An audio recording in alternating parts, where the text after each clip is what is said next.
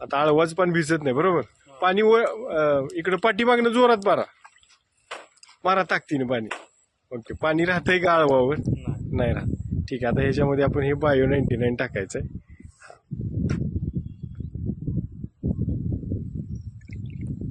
Mix करा थोडं. हा ठीक आहे, आता जसं मगाशी मारलं तसं पाणी मारा पानावरती. हा, काय फरक झाला? जे पाणी राहत नव्हतं ते पाणी म्हणजे बघा, जर बघितलं तर सगळं पान ओलं झालं. म्हणजे बायो 99 हे जगातलं एक नंबरचं स्टिकर आहे, जे की आळवावर पाणी थांबत नाही, पण आळवाचं पूर्ण पान इथं तुम्हाला ओलं केलेलं दिसतंय. म्हणजे हे आपण जर स्प्रे मध्ये वापरलं तर आपला फवारणीचा खर्च वाचणार आहे. औषध लगेच पसरलं जाणार आहे. पानात मुरवायचं हे 100% काम करणार आहे. मग ते तुमचा खर्च कमी करायचं काम करेल.